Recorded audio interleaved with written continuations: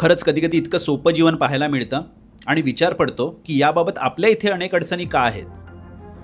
म्हणजे टॅक्सीवाल्याला नुसता हात दाखवायचा आणि आतमध्ये जाऊन बसायचं आणि मग राजासारखं सांगायचं, "आपण किधर को जाएगा? उधर ही चो लेके जाएगा." त्याच्याकडे ऑप्शन नसतो. कारण इथल्या सरकारने त्याला तसे नियम घालून दिलेले आहेत. आपल्याकडे सकाळी कामाला जाताना काहीच मिनिटात रिक्षा किंवा टॅक्सी मिळाली म्हणजे आज देवच पावला. ओला उबेरवाले सुद्धा अनेकदा पाहायला मिळतं, जवळ आले की राईड कॅन्सल करतात. अनेक रिक्षावाले खाली जातात पण भाडं घेत नाहीत. मैं ईस्ट को नहीं जाऊंगा, मैं वेस्ट को नहीं जाऊंगा, मैं पास नहीं जाऊंगा, मैं दूर नहीं जाऊंगा, ये शेयर ऑटो है, ये मीटर वाला ऑटो है.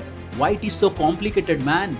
सगळ्यांना एक नियम घालून द्या ना, की 15-20 किलोमीटरच्या अंतरापर्यंत तुम्हाला कोणतंही भाडं नाकारता येणार नाही. अरे अनेकदा हात जोडावे लागतात त्यांच्या समोर, तरी देखील तो धीट एकच म्हणतो, नाही जा पाएंगे साहब. हे असं काहीतरी फंड पाहिजे ना आयुष्यात.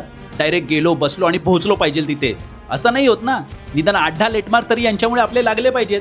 त्याशिवाय अर्थ काय आपल्या आयुष्याला? अहो, सामान्य माणसाने स्ट्रगल नाही केलं तर कोण करणार? अनेकदा लहान मुलं असतात, वयस्कर माणसं असतात, काही पेशंट्स असतात.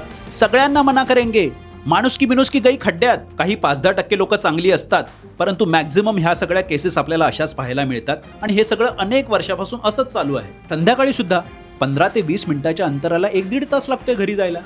खरं तर इतक्या हेक्टिक डे नंतर, या वर्क प्रेशर नंतर असं वाटतं की कधी एकदा घरी जातोय, आपल्या कुटुंबातील लोकांशी जाऊन काहीतरी सकारात्मक भावनेने बोलतोय, परंतु घरी जाईपर्यंत इतकी चिडचिड होते. ट्रॅफिक, गर्दी, रस्त्यावर चालायला नसलेली जागा, अशा असंख्य छोट्या छोट्या गोष्टी आहेत ज्या आपल्या दैनंदिन जीवनावरती, आपल्या आयुष्यावरती एक नेगेटिव्ह इम्पॅक्ट करत आहेत.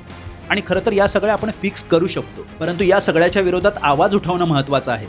या सगळ्या गोष्टी चुकीच्या आहेत हे वारंवार हायलाईट करणं गरजेचं आहे. दिस इज ऑल अबाउट रुटीन. हा आपला रोजच्या जीवनाचा एक भाग आहे. जर का आपण असं समजलं तर मग यामध्ये बदल घडवणं कठीण आहे, अशक्य आहे.